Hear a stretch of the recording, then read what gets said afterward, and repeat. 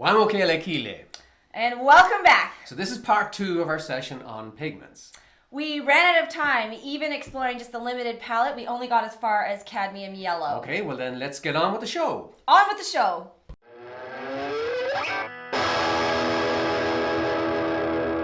And from a color that's very strong to one that probably isn't. Yes, our lemon yellows tend to be a little bit cooler. They run on the cooler side of things. Don't forget, when we split this down the middle, we've got the cad yellow, which is a warmer yellow, the lemon yellow, which is the cooler yellow. So it is cool, and it's also a little bit more transparent than the cad yellow That's is. right, and lemon yellow this is cadmium lemon, so it may not be as transparent as lemon yellow. Oh, true, yes. But it is a beautiful color, even though it is quite weak.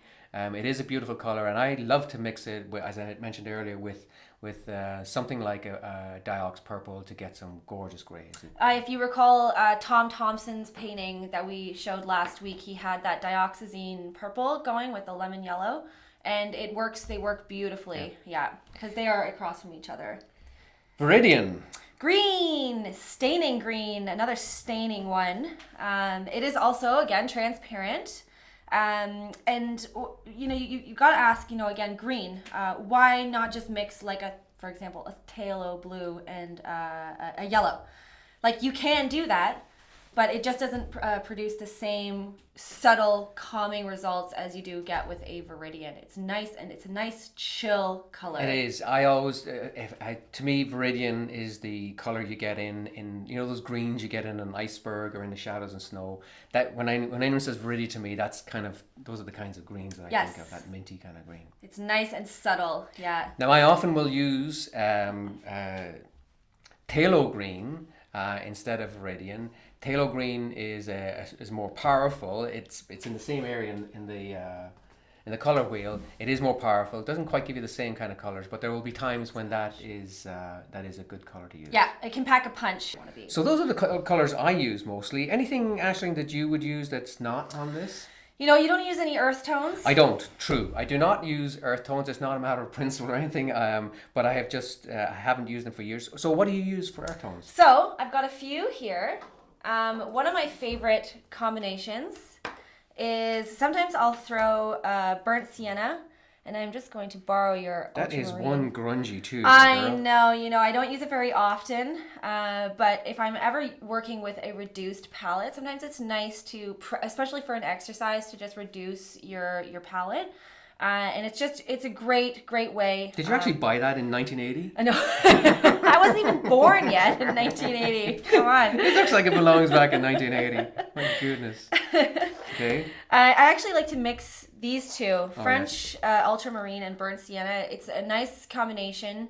And if you're going to reduce your palette, you're going to keep your ultramarine. You're going to let go of the other blues. And you can if you mix these two together, you get a lovely, really dark, almost black color. You can use it for black. Okay, now I'm going to show you my black. So these two, so Alizarin Crimson and Viridian, work wonderfully together to get you a neutral tone. The nice thing about these two is they are very transparent, both of them. So these are traditional glazing colors. If you want to glaze over something, we'll talk more about glazing in a later episode. But if you want a transparent and neutral glaze, these two work. And they work beautifully because if you want to warm it up, you just add a little bit more alizarin. If you want to cool it down, you add a bit more of the green. They are perfectly balancing, and you can get almost like a Payne's grey type of neutral grey with these two colors. Sorry, I interrupted you. What else have you got? That's okay. So these would be my three earth tones. I mostly use my earth tones in portraiture. I find I spend a lot of time looking at a portrait, trying to figure out the form and what's going on. That if you start introducing a ton of colors, it can get a little bit confusing. So if you're a beginner, these are really easy to work with, and you can just practice your values with these colors very easily. Interesting thing about these, actually, and it probably is a legacy from earlier days, but these, obviously the earth tones existed from way back, and in those early days they often named pigments from where they were from. That's right. So burnt umber comes from Umbria, which is in Italy, and burnt sienna or raw sienna comes from Sienna in Italy. Both, so they're basically soils or mineral soils taken from those regions. So where's ochre? Don't know.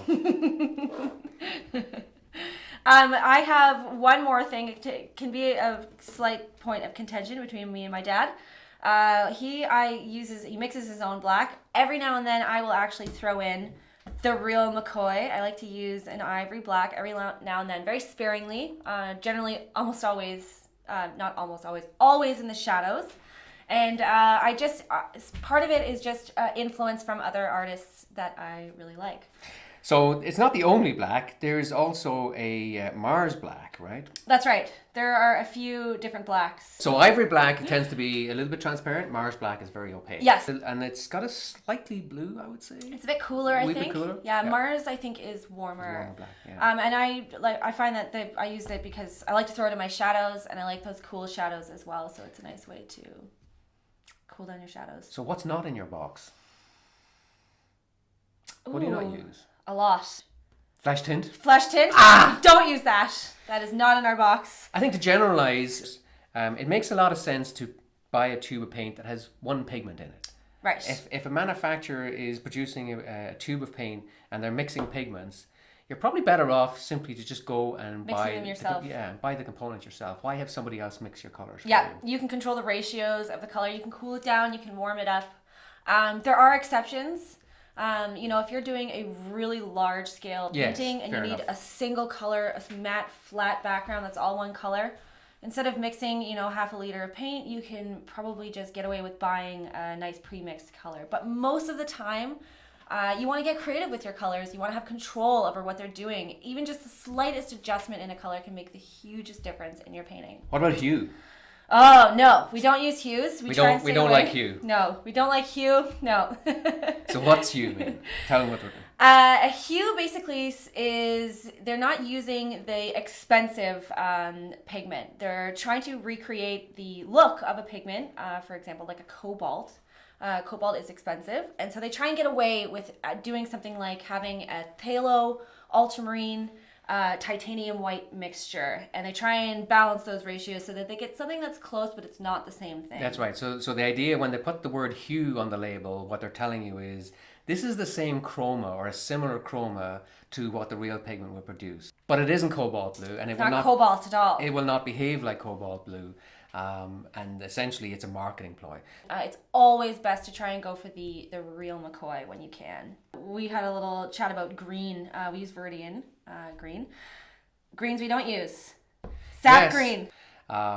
There are a lot of greens out there in the market. There are permanent green, sap green, chrome green. There's a lot of greens. There's a lot. A lot of it is just personal preference. It's just what you like. It's just what pleases your eye. So, play around with them. Get something new, get something different. Sometimes just throwing a new color into your palette can totally revolutionize what you're doing. But one thing I would say though is try and keep a little bit of discipline on that. So, there's a happy balance. Absolutely. You want a core suite of colors, maybe say 6 colors. So I typically go 2 reds, 2 yellows, 2 blues, and then bring in these other colors selectively. If you come in and you're starting off with 20 colors, you won't know how they behave, you won't know how they work with each other, and it's just a recipe for chaos. So I don't want to be a killjoy and say don't go out, because you go into a store and it's like, oh, look, all these wonderful colors. Yeah. Can be overwhelming. It can be. So by all means experiment and add fresh colors as you're going along to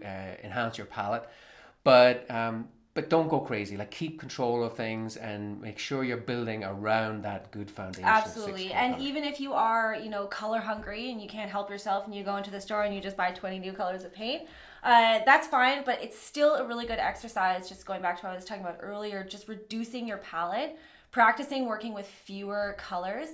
It's just really the only way you can distill what's going on your palette. You can say, oh, look what happens when I add a little bit of my lemon yellow to my dioxine.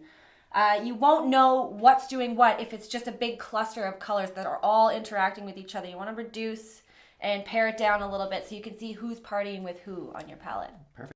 Yo, listen up. Well, folks, that's about all we have on pigments. Everything you wanted to know about pigments, but we're too embarrassed to ask. Let us know if you have any questions. You can put them in the comment box below. Also, we'd love to hear if you use black in your painting. Do you mix your own or do you use it straight out of the tube? Okay, thank you very much, and don't forget, hit the like button. Bye now. Bye. And everybody around, 'cause he ain't got nobody to listen.